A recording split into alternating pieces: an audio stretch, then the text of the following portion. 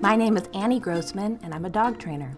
I'm the owner and co-founder of School for the Dogs, a dog training center located in Manhattan's East Village.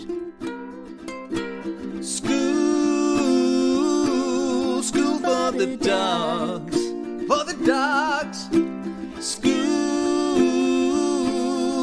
for the dogs, for the dogs.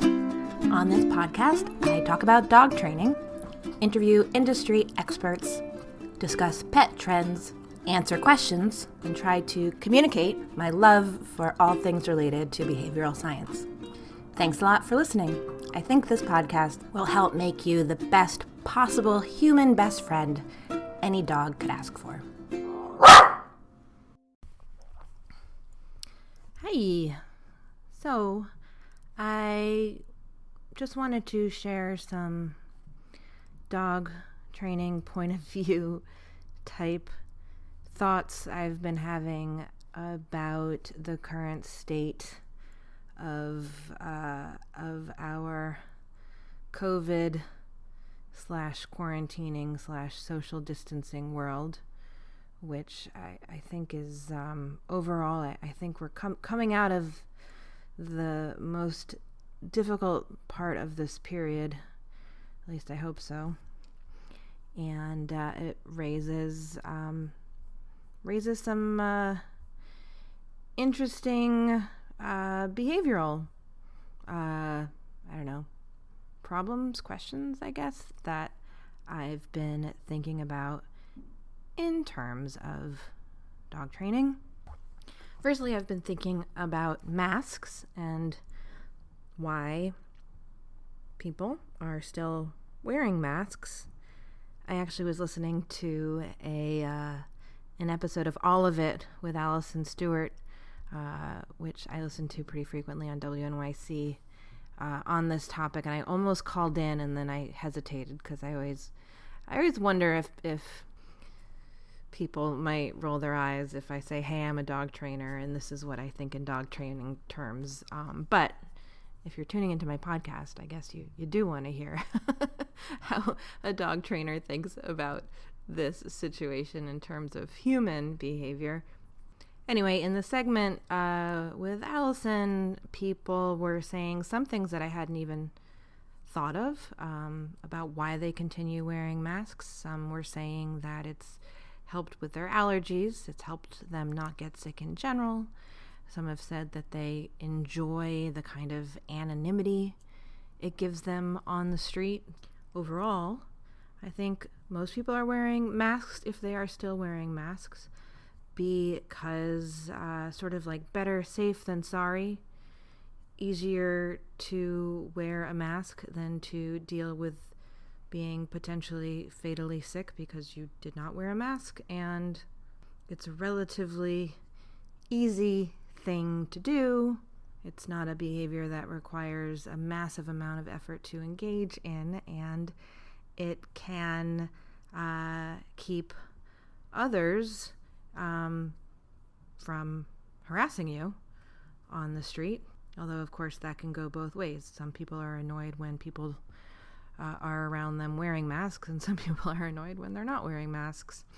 Overall, however, I think it's a really good example of negative reinforcement at work. Negative reinforcement is negative, not because it's bad, but because it involves the removal of something, and reinforcement is when a behavior is encouraged. Negative reinforcement with dogs is sometimes seen, particularly gun dog trainers will train a drop it, a retrieve or a drop it by pinching a dog's ear until the dog drops the bird or whatever. And the behavior is reinforced because it makes the painful thing go away. Some people who train with e-collars or shock collars will continuously shock a dog through the collar until the dog sits or engages in whatever other behavior. The engaging in the behavior makes the painful thing go away. Another example of negative reinforcement at work. And of course, negative reinforcement drives lots of human behaviors.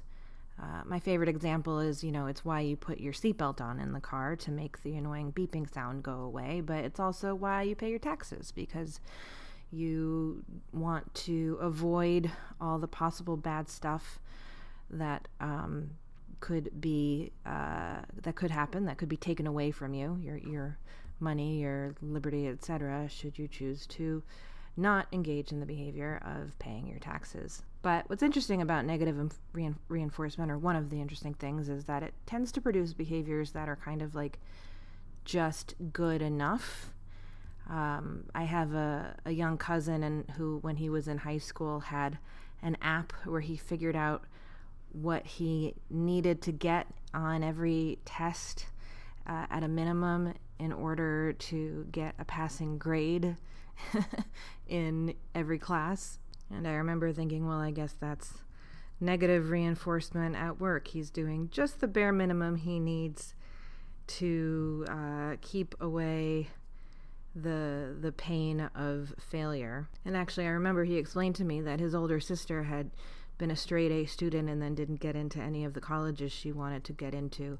So he felt like, what was the point of striving really hard for some kind of reward? For him, school was more about just basically doing what he needed to do to keep bad things from happening. Anyway, when people are wearing masks, they are essentially engaging in the behavior of putting this thing on their face to keep bad things from happening.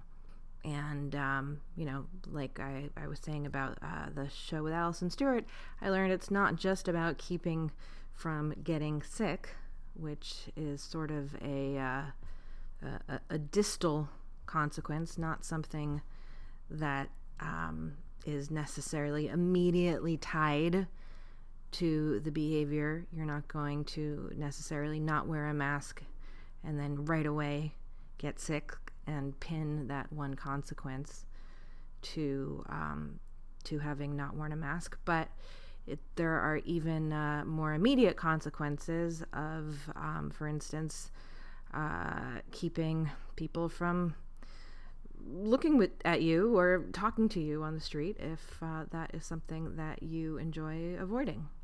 It might be keeping you from getting kicked out of stores, or it might be keeping you from getting yelled at by your neighbors.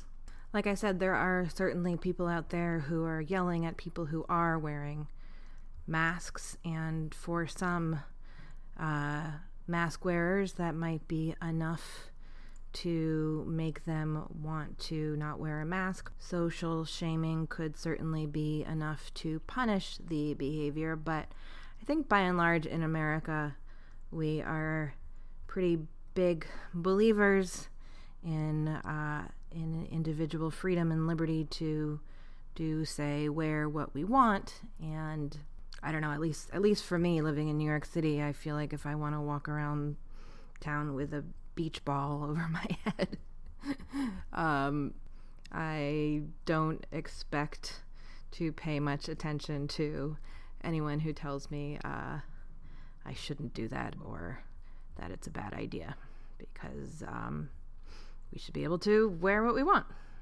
And, we've all become so habituated to wearing masks. Although an interesting factor of behaviors that are negatively reinforced is that they do tend to get weaker and weaker, these behaviors, which makes me think there probably will be some kind of dying off of mask wearing that's just going to happen over time as fewer and fewer people are getting sick.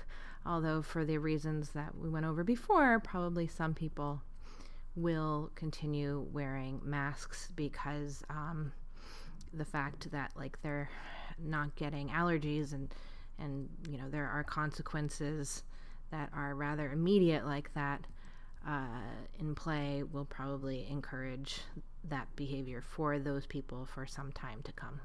The other thing I've been thinking about is the vaccine rollout, especially as it relates to our ideas about freedom and liberty and consequences, and the consequences that our government inflicts or chooses not to inflict. What's interesting to me is that there have been all of these different government subsidies. So many of us have gotten money from the government in the last year for one reason or another. And while there are certainly lots of good things you could say about our government supporting people in these unprecedented times, but I also think it's kind of interesting that in most cases the money's being given out without any kind of requirement for a specific behavior. For instance, the money could be attached to the vaccine. The government seems to want everyone to get vaccinated, but in very, very few places in this country has there been any kind of lottery system put in place, or have people been offered, actual cash for getting the vaccine. There's the desired behavior and there's the money, but the two haven't really been linked, and I think people would be offended at that idea. We seem to feel that people should get the vaccine, that it's just the right thing to do, but I think paying people to do it would offend people's idea of personal freedom. It would be considered manipulative. And on the one hand, I get that. On the other hand, we let the government dole out consequences when the consequences are punishment, right? Like, we don't just expect people to drive the speed limit or not kill people. We go out and give fines and put people in jail when they engaged in these behaviors that we don't want people to do. So I guess it's just interesting to me that we are okay with the government controlling our behavior using punishment, but I think there is a societal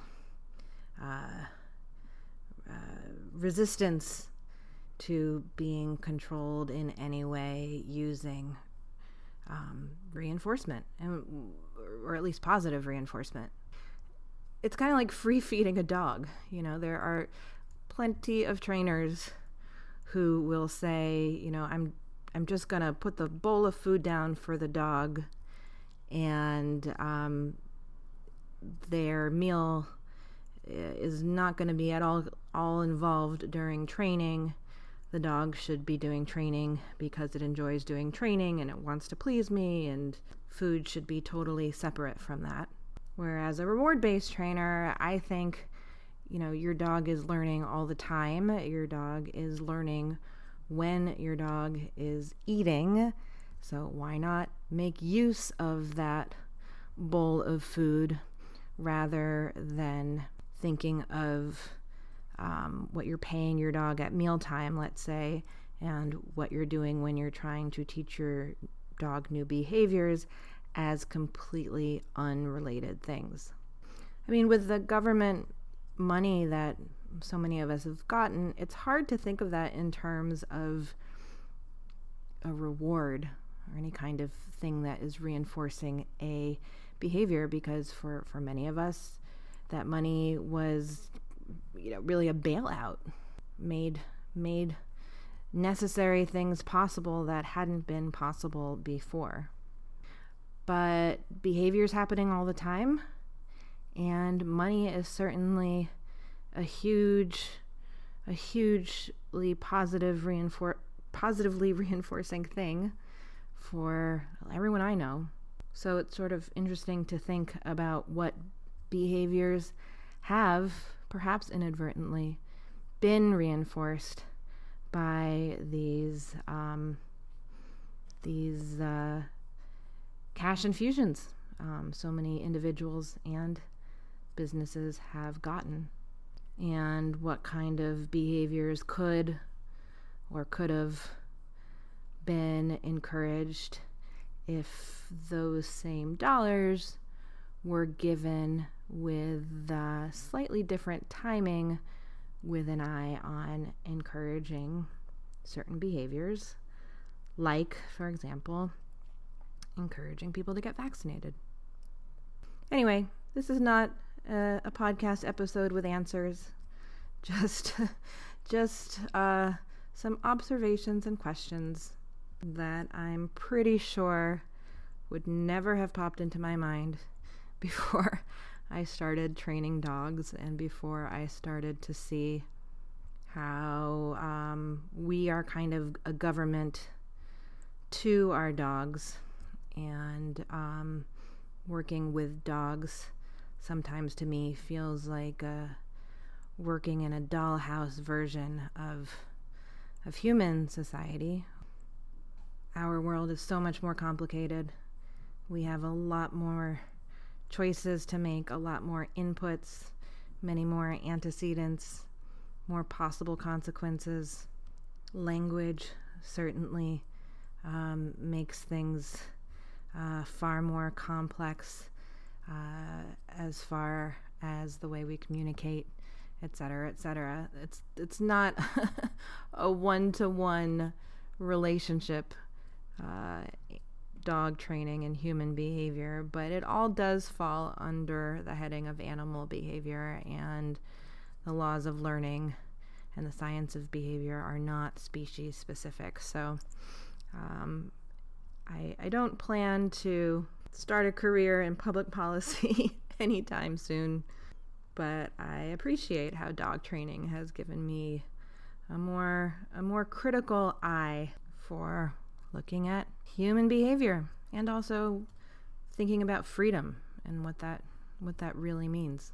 I think freedom is what happens when we do things because we want to do them, because we are being positively reinforced, and yet so much behavior in the world we live in is affected by negative reinforcement and punishment. Anyway, perhaps a good moment to mention that we are still requiring masks at School for the Dogs if you come and shop in our store on East 7th Street in Manhattan, or if you are there to attend classes. We are letting more people in at a time now. 2 people can now attend class with a dog, where we had capped it at 1 for a long time, and we are allowing more students into classes now, but we have decided to continue asking people to wear masks for the moment because of, negative reinforcement. School for the dogs. Thank you so much for listening, and special thanks to Bill and Lizzie of Toast Garden for the amazing theme song. You can find Toast Garden at youtube.com/toastgarden. If you enjoyed this episode, please make sure to subscribe to the podcast and leave a review on iTunes. You can also support us by shopping at storeforthedogs.com, and you can learn more about us at schoolforthedogs.com. You can also connect with other listeners by downloading our brand new app. Just visit schoolforthedogs.com/community.